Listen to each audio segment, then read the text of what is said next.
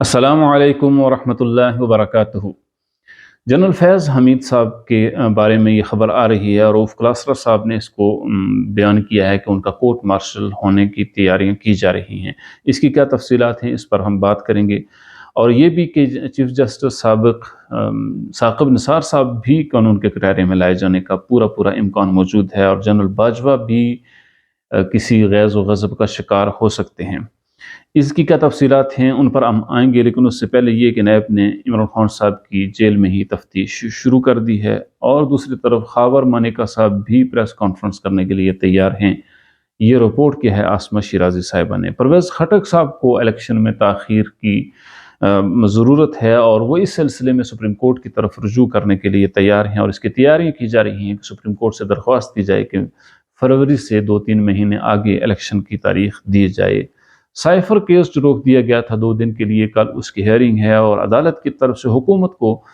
یہ کہا گیا تھا کہ اس کی تفصیلات دی جائیں اور اس کی وجوہات بیان کی جائیں کہ عمران خان صاحب کا ٹرائل جیل میں ہی کیوں کیا جائے گا، اوپن ٹرائل کیوں نہیں ہو سکتا۔ اس کی تفصیلات اور اس کی کیا حقائق ہیں وہ حکومت نے کل پیش کرنے ہیں۔ زیادہ تر مبصرین کی رائے یہ ہے کہ وہ حکومت اس حوالے سے پوری طرح تیاری کر چکی ہے، اور زیادہ امکانات اسی کی طرف ہیں کہ عمران خان صاحب کا ٹرائل جیل میں ہی ہوگا۔ اور یہ کوئی اچنبے کی بات نہیں ہے کہ اور ملکوں میں بھی بہت سے لوگوں کے ٹرائل جیل میں ہی ہوئے ہیں، جس کی بڑی مثال اندرا گاندھی کی دی جاتی ہے۔ البتہ عمران خان صاحب کی جیل کے ٹرائل میں ایک بڑی اہم بات یہ ہے کہ ان کو جیل میں ٹرائل پر میڈیا کو ایکسس حاصل نہیں ہے۔ اس پر عدالت کیا فیصلہ کرتی ہے اس کو بھی دیکھا جائے گا۔ البتہ عمران خان صاحب اور شاہ محمود قریشی صاحب کی فیملی کے 5 لوگوں کو عدالت میں یعنی جیل میں ٹرائل کی ہوتے وقت ان کی موجودگی ہوتی ہے، ان کی ایکسس دی گئی ہے، ان کو اجازت دے دی گئی ہے۔ اس لیے یعنی حکومت کا یہ خیال ہے کہ کوئی ایسی بات کہ جو یعنی قانون اور انصاف کے خلاف ہو تو یقینی طور پر عمران خان کی فیملی کے 5 لوگ اور شاہ محمود قریشی صاحب کی فیملی کے 5 لوگ اس کو دیکھ رہے ہوں گے۔ اب اگر ہم بات کریں کہ جنرل فیض حمید صاحب کا کورٹ مارشل ہونے لگا ہے، اور کیا ثاقب نثار صاحب بھی عدالت کے کٹہرے میں کھڑے کیے جائیں گے، اس کی تفصیلات اس طرح ہیں کہ ایک تو فیض آباد دھرنا کیس میں جو عمل درآمد کیس ہے، اس پر حکومت کی طرف سے ایک کمیشن تشکیل دے دیا گیا ہے۔ اس سے پہلے یاد رہے کہ فیکٹ فائنڈنگ کمیٹی بنائی گئی تھی حکومت کی طرف سے، لیکن اس کو سپریم کورٹ نے مسترد کر دیا تھا۔ اب جو یہ جو کمیشن تشکیل دیا گیا ہے 3 رکنی، اس میں سابق آئی جی اختر علی شاہ صاحب اس کی سربراہی کریں گے، ایک اور پولیس آفیسر ہیں سابق طاہر عالم صاحب بھی اس میں شامل ہیں، اور ایڈیشنل سیکرٹری داخلہ خوشحال خان صاحب بھی اس میں شامل ہیں۔ یہ 3 رکنی کمیشن ہے۔ کمیشن کی تاریخ پاکستان کے حوالے سے اتنی اچھی نہیں ہے۔ جتنے بھی کمیشن بنے ان کی تفصیلات ہم آگے ذکر کریں گے، ان کا کوئی رزلٹ سامنے نہیں آ سکا۔ البتہ اس کمیشن کی کیا اہمیت ہے، اس حوالے سے اگر کہا جائے تو اس میں چونکہ سپریم کورٹ کے چیف جسٹس خود اس میں یعنی ایک لحاظ سے وہ اس کو دیکھ رہے ہیں، اور یہ کیس بھی بالخصوص سپریم کورٹ کے جو اس وقت کے چیف جسٹس ہیں انہوں نے اس پر فیصلہ بھی دیا تھا۔ اس حوالے سے کہا جا سکتا ہے کہ سپریم کورٹ کے اس مداخلت کی وجہ سے اور اس نگرانی کی وجہ سے اس کے بہتر نتائج سابقہ کمیشنز کی نسبت سے بہتر آ سکتے ہیں۔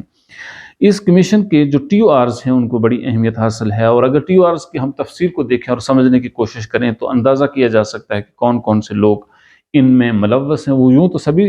پوری قوم کو پتہ ہے کون لوگ اس میں شامل تھے، لیکن عدالت کے سامنے جب یہ ثابت ہو جائے گا تو کون کون سے لوگ پھنس سکتے ہیں وہ ان ٹی او آرز میں سمجھ آ سکتا ہے۔ اس کی بڑی جو پہلی شک ہے اس میں کہا گیا ہے کہ انکوائری کمیشن 2 ماہ کے اندر اپنی رپورٹ پیش کرے گا۔ اس کے ساتھ ساتھ ٹی ایل پی کو، تحریک لبیک کو غیر قانونی مالی امداد کرنے والوں کی بھی تحقیقات ہوں گی، اور یہ کہ فیض آباد دھرنے کے حق میں بیان دینے والے اور فتویٰ دینے والے لوگوں کے بارے میں بھی یہ کمیشن ایکشن تجویز کرے گا۔ کمیشن یہ بھی طے کرے گا کہ کوئی پبلک آفس ہولڈر قانون کی خلاف ورزی کا مرتکب تو نہیں ہوا۔ یہ بڑی اہم شک ہے اس ٹی او آرز میں۔ پیمرا قوانین کی خلاف ورزی کرنے والے کیبل آپریٹرز اور براڈ کاسٹرز کے خلاف بھی تحقیقات کی جائیں گی۔ سوشل میڈیا اور میڈیا پر نفرت پھیلانے اور تشدد پھیلانے اور اس سے بچاؤ کی تجاویز بھی یہ کمیشن دے گا۔ کمیشن تعین کرے گا، بڑی اہم اس میں یہ بات ہے کہ کمیشن تعین کرے گا کہ انٹیلیجنس ایجنسیز اور سرکاری ملازمین یا اشخاص फैज़ आबाद धरने में मुलव्वस तो नहीं। कमीशन पुलिस कानून नाफिज करने वाले इदारों को धरनों, रैलियों और एहतजाजात से निमटने की तजावीज़ भी देगा। अगर हम इन TRs को देखें तो इससे अंदाज़ा किया जा सकता है कि कौन सी बड़ी बड़ी शख्सियात इसमें मुलव्वस हो सकती हैं जो ज़ुबान ज़द-ए-आम है पूरे माशरे में और पूरे मुल्क में।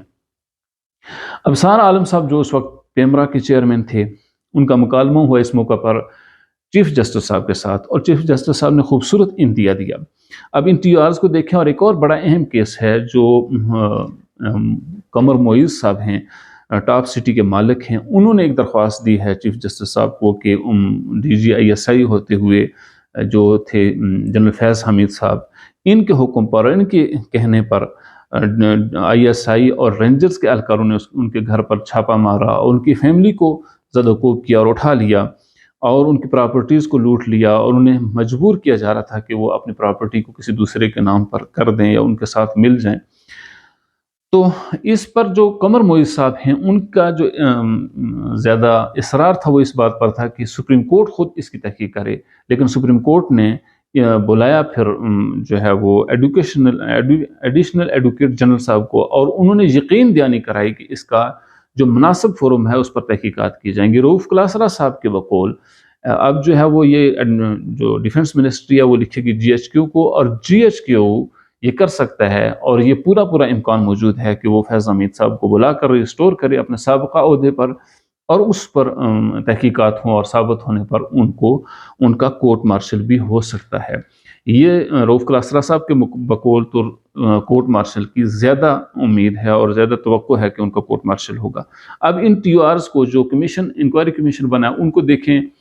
और कमर मोइज़ साहब की दरख्वास्त पर चीफ जस्टिस की जो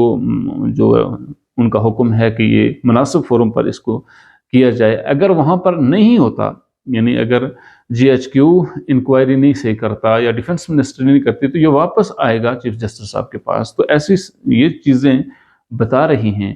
कि जनरल फैज़ हमीद साहब ने बहुत ज़्यादा कानून से बाहर निकल कर खेलने की कोशिश की, उसका उनको यकीनी तौर पर भुगतना पड़ेगा। अबसार आलम साहब को जो मुकालमा हुआ चीफ जस्टिस साहब के ऊपर, वो ये था कि हमने बहुत से कमीशन पाकिस्तान में बनाए गए, उनमें अगर देखा जाए हमूदुर रहमान कमीशन है, उसमें तैयारों के हादसों पर कमीशन बनाए गए, एबटाबाद कमीशन बना, सलाला चेक पोस्ट का कमीशन बना, ओजड़ी कैंप जो बहुत बड़ा हादसा था पाकिस्तान की तारीख का, उस पर कमीशन बना, लापता अफराद का कमीशन, और उसके साथ साथ मेमो गेट कमीशन। किसी भी कमीशन का कोई रिजल्ट पाकिस्तानी कौम के सामने नहीं आ सका। तो कैसे उम्मीद की जा सकती है कि ये कमीशन अमल दरामद कर लेगा? इस पर चीफ जस्टिस साहब ने जो इंदिया दिया है और जो बात की है वो समझने की है। उन्होंने कहा कि हम इस एक बाइख्तियार कमीशन बना रहे हैं, और इस कमीशन के पास ये इख्तियार होगा कि उस वक्त के चीफ ऑफ आर्मी स्टाफ, उस वक्त के DG ISI और उस वक्त के चीफ जस्टिस को बुलाए। अगर वो इनके बुलाने पर हाजिर नहीं होते तो फिर उनकी गिरफ्तारी का हुक्म दिया जा सकता है। सो ये बातें इस बात की तरफ इशारा करती हैं कि फैज़ हमीद साहब बिलखुसूस साकिब निसार साहब और जनरल बाजवा साहब के खिलाफ घेरा तंग हो रहा है, और जिन लोगों ने भी रियासत की रिट को चैलेंज किया, उसके साथ खिलवाड़ किया, कानून की खिलाफ वर्जी की, यकीनी तौर पर उनका मुहासबा और मुहासरा होना चाहिए। इसी सूरत में लाकानूनियत को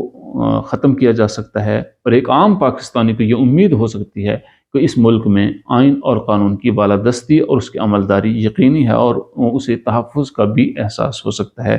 हमारी वीडियो कैसी लगी आपको? इसको ज़रूर अपने कमेंट में हमें आगाह कीजिएगा, और इसे लाइक और शेयर ज़रूर कीजिएगा। अस्सलामु अलैकुम व रहमतुल्लाह।